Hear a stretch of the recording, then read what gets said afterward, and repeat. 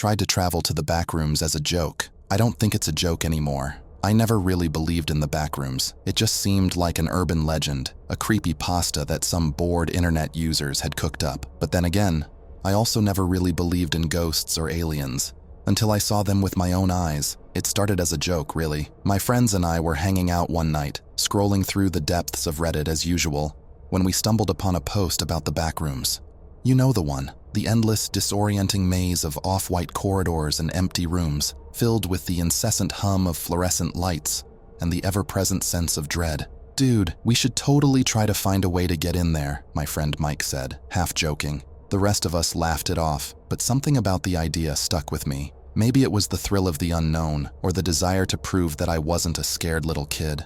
Either way, I found myself scouring the internet for information on how to no-clip into the back rooms. The instructions were vague at best, filled with esoteric references and cryptic warnings, but I was determined. One Friday night, I gathered my friends and we headed out to an abandoned warehouse on the edge of town. This was supposedly a weak spot in the fabric of reality, a place where one could slip through the cracks and into the back rooms. As we stood in the darkness, heart pounding, I took a deep breath and tried to relax my mind, just like the forums had instructed. And then, suddenly, it happened. The world seemed to shift and blur around me, and I felt a strange tingling sensation wash over my body. Before I knew it, I was standing in a dimly lit corridor, the air thick and stale. My friends were nowhere to be seen. I don't know how long I wandered those endless halls, jumping at every sound, my imagination running wild. The hum of the lights was maddening, and the suffocating sense of isolation was almost overwhelming. I kept expecting to turn a corner and see something that would confirm this was all just a prank, a bad dream. But I never did. Now, as I sit here scribbling this message on a torn scrap of paper, I'm beginning to accept the truth. This is no joke. The back rooms are real, and I'm trapped. God, I wish I had never taken that first step. I wish I could take it all back. If you're reading this, please, for the love of God, don't try to follow in my footsteps. Stay away from the back rooms. Stay away, or you may end up like me, lost, alone, and terrified in this endless, nightmarish labyrinth.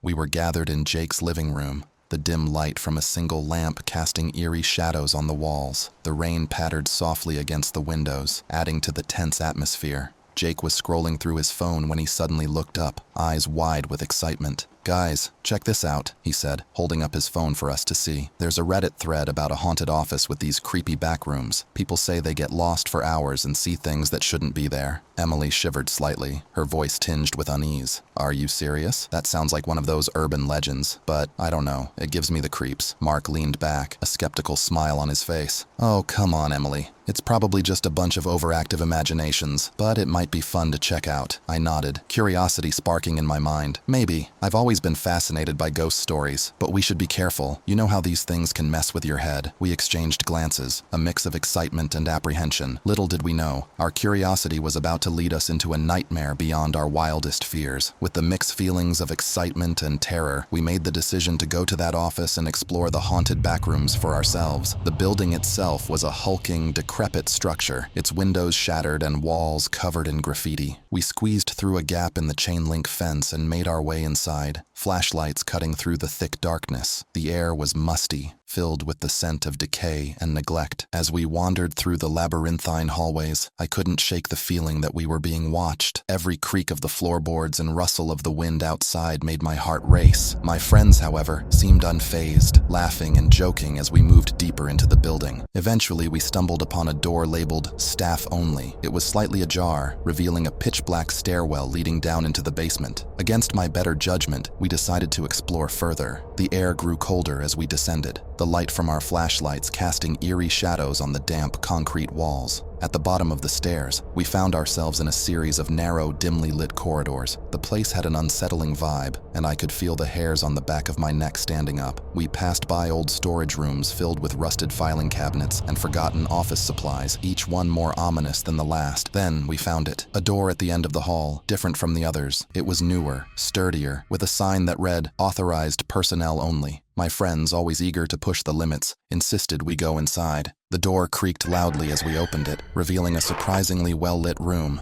The contrast was jarring. Inside, the room was pristine, almost sterile, with white walls and bright fluorescent lights. There were rows of desks with computers, all of them on but displaying nothing but a blue screen. The air was filled with a low hum, like the sound of a distant generator. As we cautiously entered the room, the door slammed shut behind us with a deafening bang. We all jumped, spinning around to see that the door had no handle on the inside. Panic set in as we realized we were trapped. Suddenly, the computers flickered to life, displaying the same message on each screen. "Welcome to the back rooms." My friends tried to laugh it off, claiming it was some kind of elaborate prank, but I could see the fear in their eyes. The lights started to flicker, and the hum grew louder, more intense. Shadows seemed to move in the corners of the room, just out of sight. My heart pounded as I shone my flashlight around, but there was nothing there. Without warning, the computers shut off, plunging the room into darkness. We huddled together, our flashlights the only source of light. The air felt thick, almost suffocating. We decided to stick close and find another way out, but as we moved towards the far end of the room, the walls seemed to close in on us. We pounded on the door, screaming for help, but there was no response. Just when I thought it was all over, the door suddenly burst open. We tumbled out into the corridor, gasping for breath. The lights in the hallway flickered back on, and we found ourselves back in the damp, narrow basement. We didn't waste a second. We ran up the stairs, through the maze of hallways, and out of the building as fast as we could. None of us spoke on the drive home, the terror of what we'd experienced still fresh in our minds. That night, I couldn't sleep. Every time I closed my eyes, I saw that room, felt the walls closing in.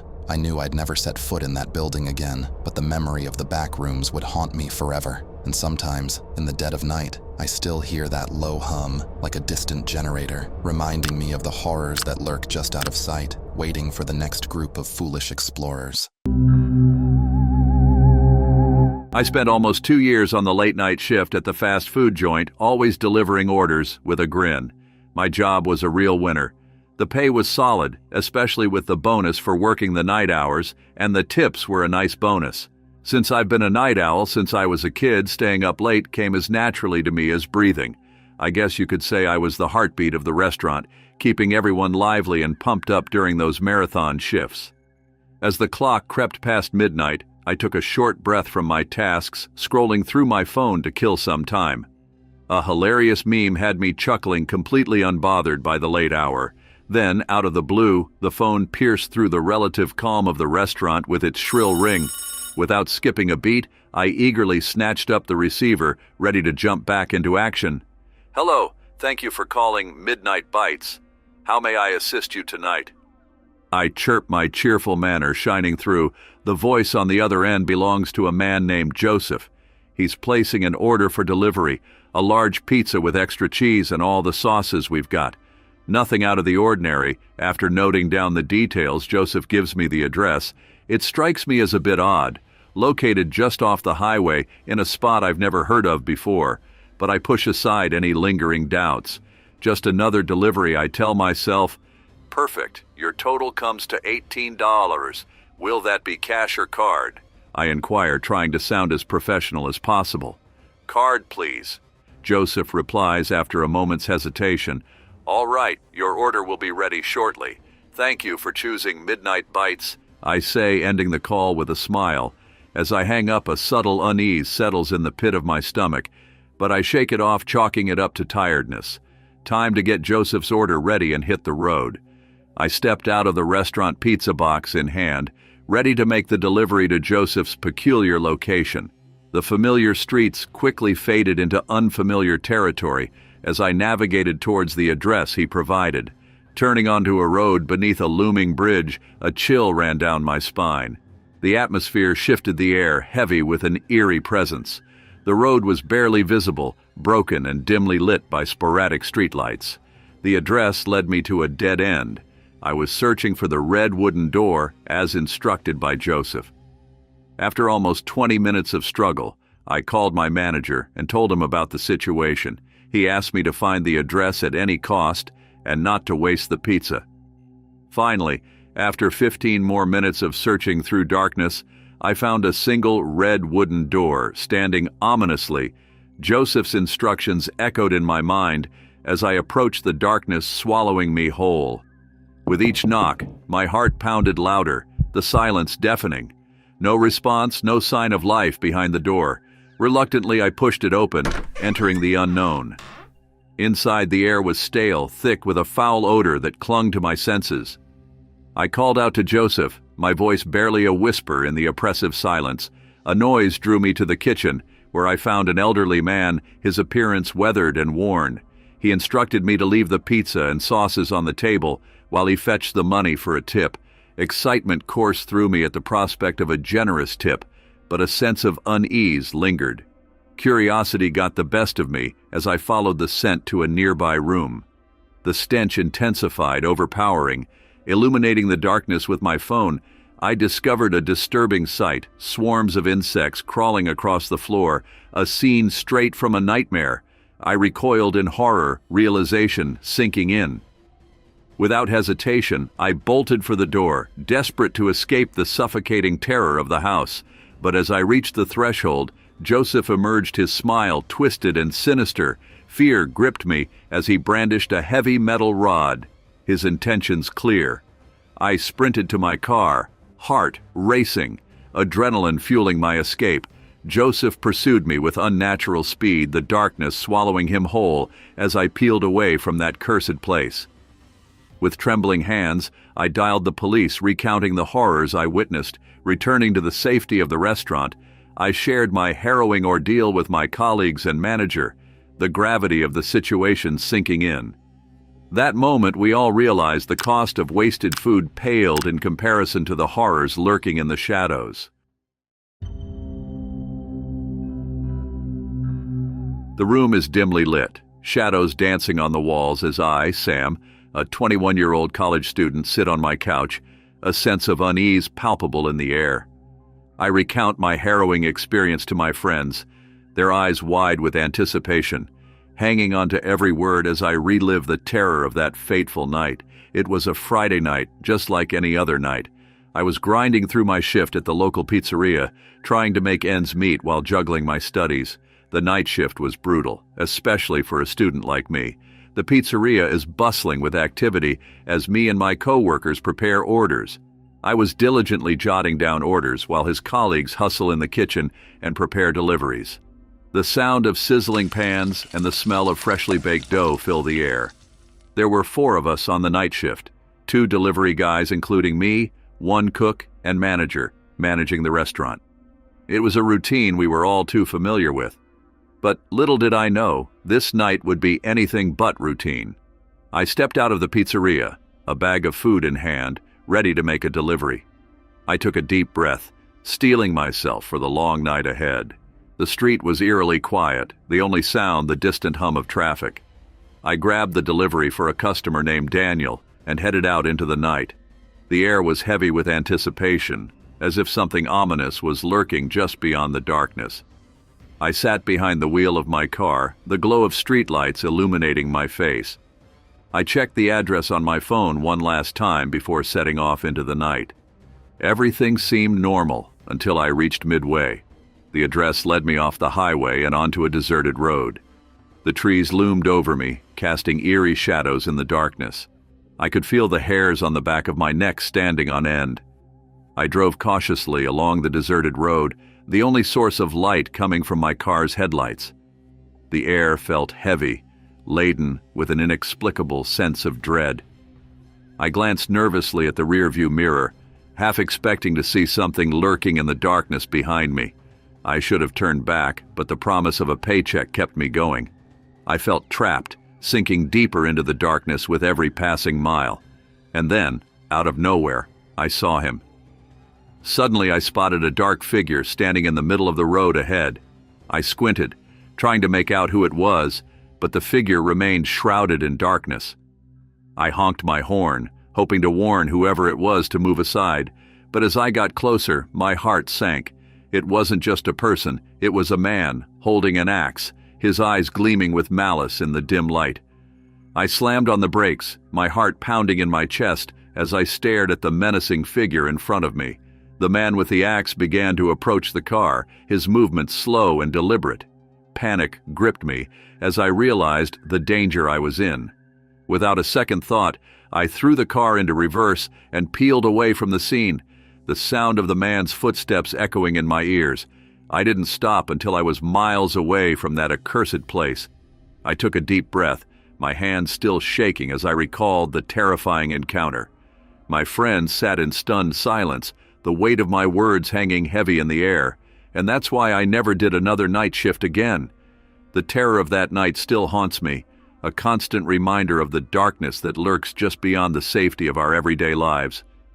My friends nodded solemnly, their faces pale in the dim light of the apartment.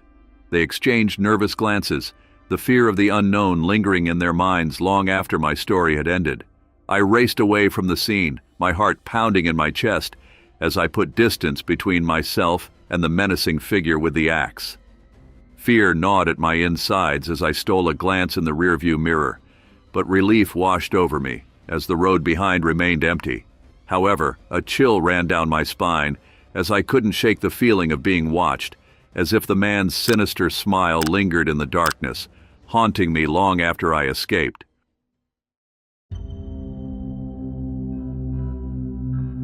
Hey everyone, I've got a story to share that still gives me chills whenever I think about it. It happened a couple of years ago when I was working the night shift at a convenience store. I was working there for the past 2 years, and night shifts are not preferred by all workers, but it was a great way to get a promotion and obviously a good source of income too for a 21-year-old guy. Now, I'm not one to easily believe in ghosts or anything supernatural, but what I experienced that night really shook me to my core. It was around 2 a.m., and the store was quiet and uncomfortable. I was behind the counter, mindlessly rearranging some snacks when I heard it, a faint tapping sound coming from the back of the store. At first, I ignored it as my imagination, but it continued, growing louder and more frequent with each passing minute. I was unable to resist my curiosity, so I decided to investigate. As I made my way toward the source of the tapping, a sense of unease washed over me. The air felt heavy, almost suffocating, and the silence seemed to press in on me from all sides. That feeling was so disturbing, and it made me so uncomfortable. Then I saw a shadowy figure sneaking in the corner of the store. It was shifting and flickering like a trick of the light. My heart pounded in my chest as I stared at the figure, unable to tear my eyes away from its weird glow. That was something unbelievable. My mind was forming more pictures similar to the figure I saw. It felt like I was surrounded and trapped by it all over. Panic rising, I stumbled backward, my mind racing with fear. But no matter how fast I ran, the figure was always there, lurking just out of sight, its presence a constant reminder of the darkness that spreaded over the store's walls. The store was never as scary as it felt that night. Desperate for escape, I ducked into a nearby aisle, hoping to lose the figure in the maze of shelves. But as I crouched in the darkness, listening to the sound of my own ragged breaths, I realized the horrifying truth. The figure was not alone. All around me, the shelves seemed to come alive, their contents twisting and contorting into distorted shapes that seemed to mock my every move. I could feel their eyes on me, watching, waiting, as if they were taunting me with their silent laughter.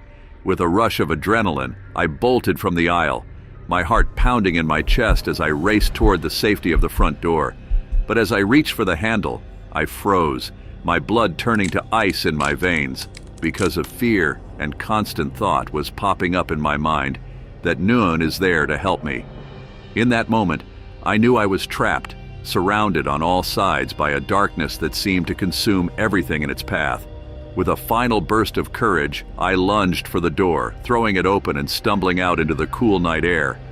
As I stood outside, gasping for breath, I couldn't shake the feeling that something was still watching me, lurking just beyond the edge of my vision. And as I looked back at the convenience store, bathed in the soft glow of the streetlights, I knew that I would never be able to forget the horrors that lurked within its walls. It was very unusual, and it made me believe in ghosts and spirits. So that's my story, a true tale of terror that still haunts me to this day. Whether you believe in the supernatural or not, I can tell you one thing for certain. Some things are better left unexplained. Thanks for listening, and remember, the next time you find yourself alone in the dead of night, beware the shadows, for you never know what might be lurking just out of sight. They hold a mystery within them.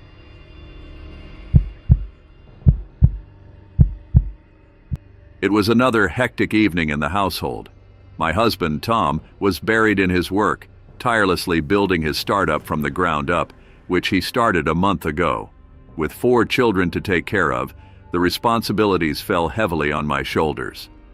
As I glanced at the almost empty pantry, I knew a trip to the convenience store was compulsory.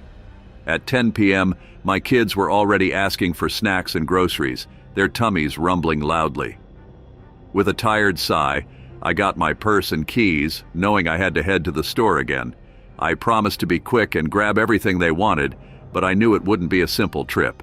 Anyway, I left the house, and to my surprise, my children didn't insist on coming along. The convenience store was just a short drive away, but the streets were very quiet at this hour. There were no cars on the road. Everything was so quiet, the moon was hanging low in the sky.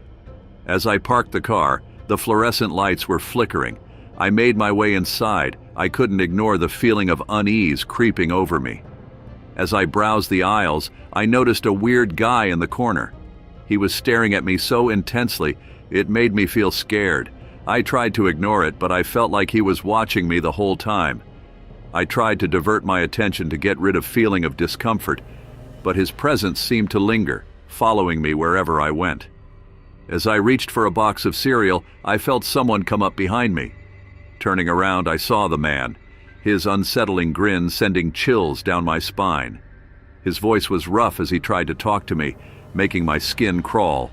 I quickly made an excuse and left, my heart racing, feeling scared even after I walked away from him.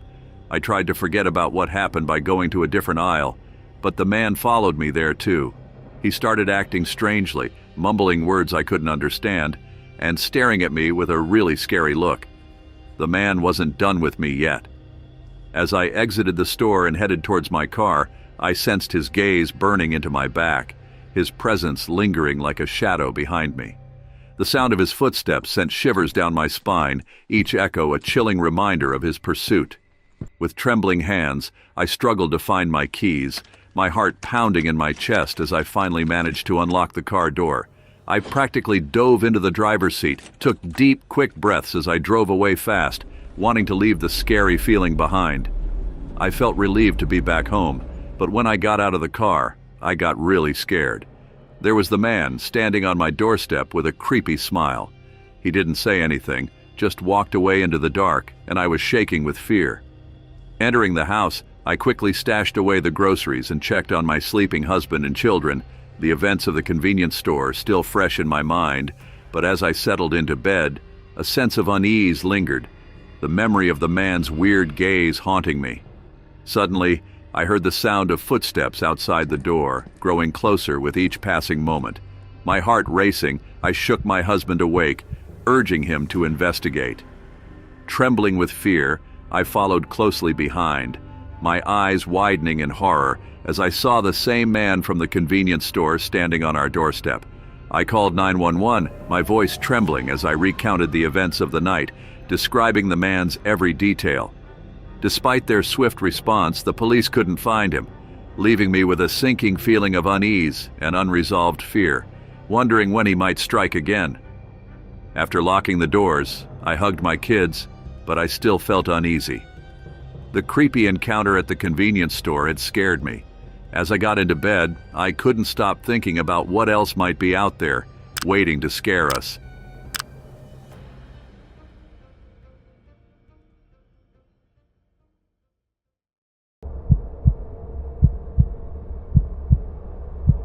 I was 17 and living in a small house in Mexico with my parents. One evening, they went out to a birthday party, leaving me home alone. It was a rare occurrence, but I didn't mind. I had my PS4, and I was engrossed in my favorite game. At first, everything was fine. The game was immersive, and I was losing track of time. But then, a creeping sense of dread began to wash over me. The silence in the house felt too thick, too oppressive. Every creak and groan of the old house seemed amplified in the emptiness. The usually comforting hum of activity was replaced by an unnerving stillness that set my nerves on edge. As I tried to focus on the game, I kept getting distracted. A flicker of movement on the right wall caught my eye. It was just an insect, but in the dim light, it looked like something far more sinister. The shadows it cast seemed to twist and elongate unnaturally, creating monstrous shapes.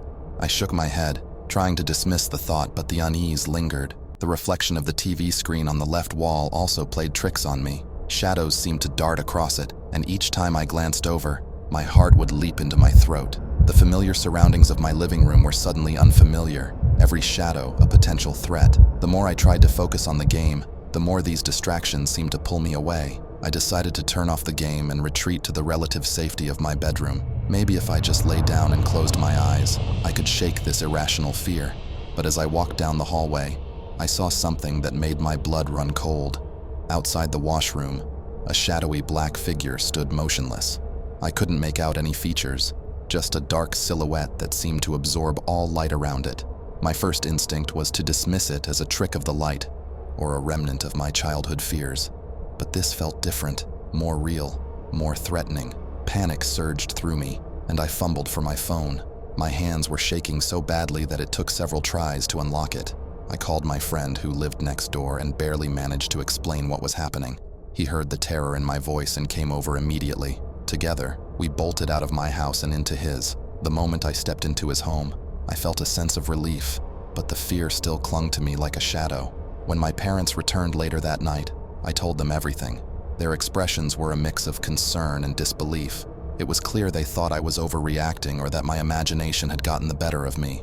But from that day on, the bathroom in our house became a source of constant fear. The toilet, with its dark, gaping hole, seemed like a portal to something sinister. Every time I had to use it, I felt a cold shiver run down my spine, as if the shadowy figure might emerge from the darkness at any moment. Strange things began to happen more frequently. The lights in the bathroom would flicker even when there was no power issue. Sometimes when I turned the tap on, the water would come out ice cold, even if the heater was on. The mirror would fog up with strange, inexplicable patterns, almost as if someone was drawing on it from the other side. One night I was home alone again, trying to finish my homework at the kitchen table. I heard a faint whispering, like a distant conversation, coming from the direction of the bathroom. I tried to ignore it, telling myself it was just my imagination, but the whispering grew louder, more insistent. It sounded like multiple voices speaking in a language I couldn't understand. I mustered the courage to check, but as soon as I reached the hallway, the whispering stopped. The silence was deafening, and I could feel eyes on me, watching, waiting. From that moment on, I refused to stay home alone. The fear had become too much to bear, and the events of that night continued to haunt me. The bathroom, once a mundane part of my daily routine, had transformed into a place of terror. Even now, I can't shake the feeling that something malevolent is lurking just beyond the threshold, waiting for the perfect moment to reveal itself.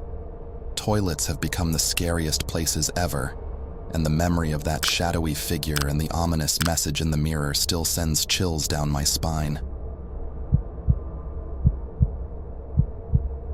It was late one evening when I found myself lingering at school longer than usual. The hallways, usually bustling with students, were now eerily silent and deserted. The fading light of dusk cast long shadows through the windows, and an unsettling stillness hung in the air. It was then that a daring idea struck me, an adventure in the most notoriously haunted place in the school, the old bathroom at the end of the third-floor corridor. This bathroom was infamous for the ghost stories surrounding it. Whispers of strange occurrences and sightings of ghostly figures had circulated for years, but I had never paid them any mind. Ghost stories were just that, stories, nothing more. I mentioned my plan to a few friends, and despite their initial bravado, they seemed hesitant. Nevertheless, a small group of us decided to take on the challenge. As we approached the door to the haunted bathroom, an uneasy silence fell over us. My friends' nervous laughter soon turned into shivers of fear. Just as we reached the entrance, one by one, they chickened out and ran back down the hall, leaving me alone. Despite their abandonment, I stood firm. I didn't believe in ghosts, and I was determined to prove it. I took a deep breath and pushed open the creaky door. The bathroom was cold, the air thick with an oppressive sense of foreboding. As I stepped inside, I noticed a figure out of the corner of my eye. It was more like a human shape, but it lasted only a nanosecond before vanishing into thin air, leaving no trace. No footprints, nothing. My heart pounded as I stood frozen in place, the reality of what I had just witnessed sinking in. Panic surged through me, and I bolted out of the bathroom, running back to my friends. Breathless and terrified, I recounted what had happened, but most of them didn't believe me. The story, however, spread through the school like wildfire, adding to the legend of the haunted bathroom. From that day on, My skepticism about ghosts and the supernatural was shattered. The experience had left an indelible mark on me, and strange occurrences began to follow me. Whenever I went to the bathroom in my apartment, where I lived with my mom, I started hearing knocking sounds, persistent and unsettling, yet there was never anyone there. One night I was jolted awake by loud, insistent knocking. It seemed to be coming from the bathroom. Trembling, I crept towards the source of the noise, but as I neared the door, the knocking began to fade. Terrified, I rushed to wake my mom. She listened, and to my relief, she heard the knocking too. Together, we cautiously approached the bathroom, but as we opened the door, a heavy silence greeted us. There was nothing there. The fear I felt that night was overwhelming. I regretted ever setting foot in that school bathroom. From then on, the thought of using any bathroom filled me with dread. The experience haunted me, and I couldn't shake the feeling that something was watching, waiting. The toilets had become the scariest places imaginable, and the fear that lingered from that fateful night stayed with me, a constant reminder of the unknown horrors that lurk in the shadows. A long time ago, when I was a teenager, I had a night that I will never forget. It began with a nightmare that jolted me awake, leaving me drenched in sweat and my heart pounding. I tried to fall back asleep, but an urgent need to pee kept me restless. That night, the electricity had been cut off due to problems at the power plant, plunging our home into complete darkness. I had always been terrified of the dark, so the prospect of navigating through it to reach the bathroom was daunting. It was a dilemma. Suffer until morning or face my fear and embark on a courageous journey to the toilet. After an internal struggle, I chose the latter. Summoning every ounce of courage, I got out of bed and slowly opened the door to the dark corridor. The only light came from the pale moonlight filtering through the windows, casting eerie shadows on the walls. I took a deep breath and moved towards the door of the even darker, scarier bathroom. With each step, my heart pounded louder in my chest. The corridor felt longer than usual, and every creak of the floorboards under my feet made me jump. When I finally reached the bathroom door, I hesitated, my hand trembling as I reached for the doorknob. Gathering my resolve, I opened the door. Inside, the bathroom was pitch black, an abyss of unknown horrors. As I strained my eyes to adjust to the darkness, I suddenly saw them. Big, glowing eyes staring back at me. My blood ran cold and I froze, paralyzed with fear. The next moment, something big leapt towards me from the shadows. I stood as still as a statue, my mind racing with thoughts of monsters and ghosts. The creature landed in the corridor, and as it came into the moonlight, I finally saw what it was. My cat. Someone must have accidentally shut it in the bathroom. Even as I recognized my pet, the fear lingered, refusing to release its grip on me. My heart continued to race, and though I tried to laugh at myself internally, the terror of those glowing eyes and the sudden movement haunted me for the rest of the night. It was a moment that scared me deeply, one that I still remember vividly to this day. I lived in a typical suburban neighborhood, where houses lined neatly trimmed lawns and friendly waves greeted me every morning as I walked to my car. The Johnsons, my next-door neighbors, were a bustling family of 4. Theirs was a lively household with 2 young children, a pair of small dogs that yapped joyfully at every passerby, and parents whose heated arguments occasionally echoed through the thin walls. One evening, as I returned home from work, I heard raised voices coming from the Johnsons' backyard. Mr. Johnson and an older man, whom I assumed was his father, were engaged in a heated argument. I paused, feeling awkwardly intrusive yet unable to ignore the intensity of their confrontation. The argument escalated quickly, voices rising to a crescendo of anger before abruptly cutting off into an eerie silence. The following morning, the familiar sight of the Johnsons' white van, usually parked in their driveway, was conspicuously absent. I assumed they might have gone on a family trip, perhaps seeking to escape the tension that had gripped their home. Days turned into weeks, however, and the absence of any activity from their house became unsettling. No lights glowed in the evening, No children's laughter floated across the fence. It was a balmy evening when I first noticed a flicker of movement through the curtained windows of their house. Curiosity mingled with a growing sense of unease prompted me to investigate further. The front door, usually closed and welcoming, stood slightly ajar. With cautious steps, I approached, feeling a chill that had nothing to do with the warm summer air. Inside, the house felt different, oppressive, suffused with an eerie silence that pressed down upon me like a weight. The air smelled stale, untouched by the usual sense of home-cooked meals or fresh laundry. As I ventured deeper into the hallway, the floorboards groaned underfoot, protesting the intrusion of my presence. A shadow darted across the living room, fleeting and indistinct as if trying to evade my gaze. Heart pounding, I called out, "Hello? Is anyone there?" Silence greeted my ears, broken only by the faint rustle of curtains in a breeze that seemed to have no source. The whispering started then, a soft rasping sound that seemed to emanate from the very walls themselves. I strained to make out the words, but they were unintelligible, a garbled mix of syllables that sent a shiver down my spine. Suddenly, a loud thump echoed from upstairs, followed by a child's giggle, high-pitched and utterly out of place in the desolate silence of the house. My nerves frayed. I turned on my heels and fled, instinctively locking the door behind me, as if to keep whatever unseen presence lurked within from following. That night, as I lay in bed, the events of the evening replayed in my mind like a macabre film reel. The memory of the shadow and the unsettling sounds refused to fade, haunting my thoughts and keeping sleep at bay. Just as I began to drift into a restless doze, 3 slow, deliberate knocks sounded on my front door. Heart in my throat, I stumbled out of bed, my footsteps hesitant as I approached the door. With trembling hands, I grasped the doorknob and swung it open, half expecting to confront some spectral figure or a child's ghostly visage. But the porch lay empty, bathed in the harsh glow of a street lamp, its light casting long, sinister shadows across the yard. In the weeks that followed, I watched as the Johnsons' house remained untouched and abandoned, a stark contrast to the lively home it once was. Neighbors murmured in hushed tones about the sudden disappearance of the family, speculating on what could have driven them away so abruptly. Some whispered of debts unpaid, others of dark secrets hidden behind closed doors. As time passed, the whispers in the night grew fainter, but never entirely disappeared. Sometimes, on quiet evenings, I would hear those 3 knocks on my door again, followed by the distant echo of a child's laughter.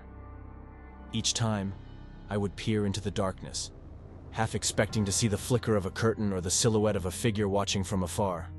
The Johnsons never returned, leaving their house a silent monument to unanswered questions and lingering dread. And though life in the neighborhood resumed its normalcy, with children playing and dogs barking in the sun-dappled streets, I couldn't shake the feeling that something, some presence, lingered in the shadows of that empty house, waiting patiently for the truth to be uncovered.